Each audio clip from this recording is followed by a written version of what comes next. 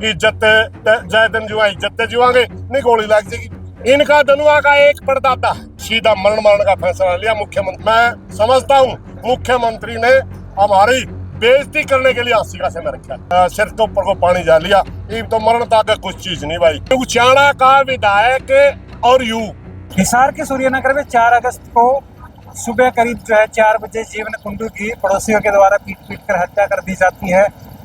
मुख्य आरोपियों की गिरफ्तारी जो है फिलहाल अभी तक नहीं हुई, जिसके विरोध में परिवार वालों ने और ग्रामीणों का लगातार हिसार के लघु सचिवालय में धरना जारी है।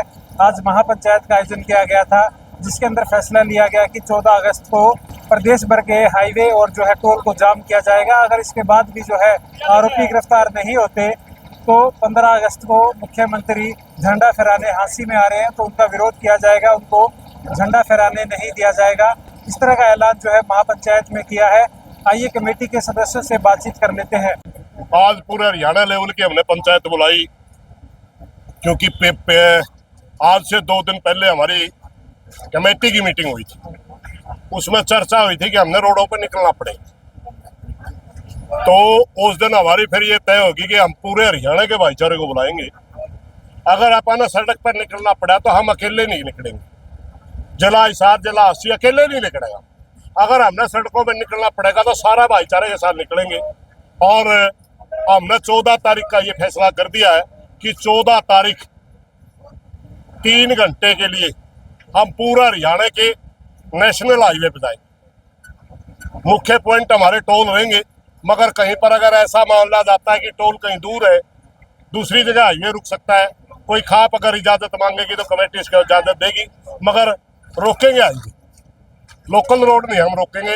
ये भी हमारी बात ये हुई है कि अगर 14 तारीख के इसके बावजूद भी मुख्यमंत्री नहीं चेतता और दोषी गिरफ्तार नहीं होते, फिर तो भाई मरण मारने का टाइम आ गया। भी फिर तो जगह तो कौन रही है। फिर तो हमने 15 तारीख ने जहां भी मुख्यमंत्री झंडा फहराएगा वो झंडा नहीं फहराने देगा, क्योंकि हम गुलाम है। झंडा फहराना हमारी आजादी का प्रतीक है ना। मगर हमारा एक नौजवान लड़का 10 दिन तो आते होंगे और 15 तारीख तक क्या हो जाएंगे, उसकी डेड बॉडी दाह संस्कार का इंतजार करे। उसके बावजूद सरकार त्योहार मनाने घूम रही है।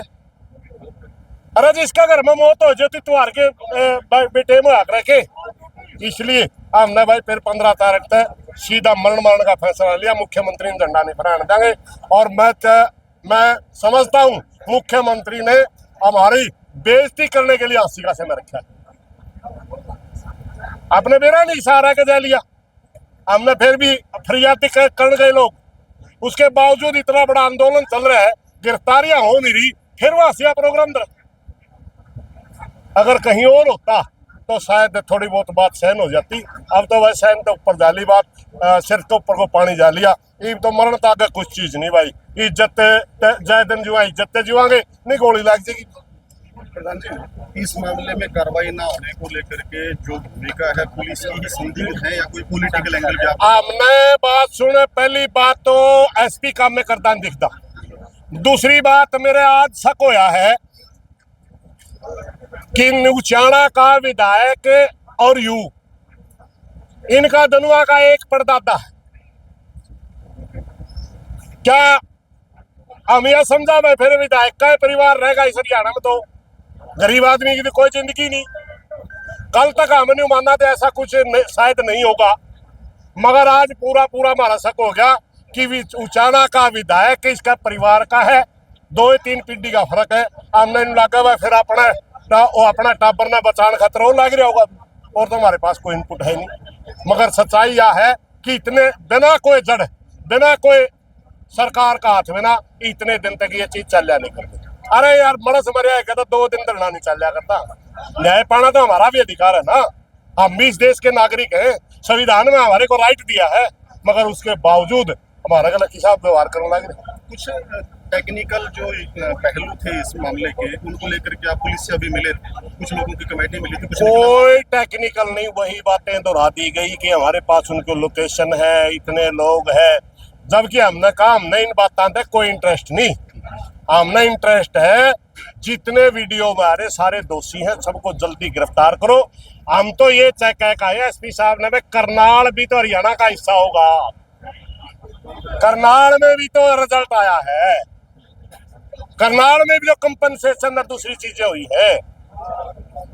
इशार करनाल एक के प्रदेश के होंगे तो आप करनाल पैटर्न पे काम क्यों नहीं कर सकते?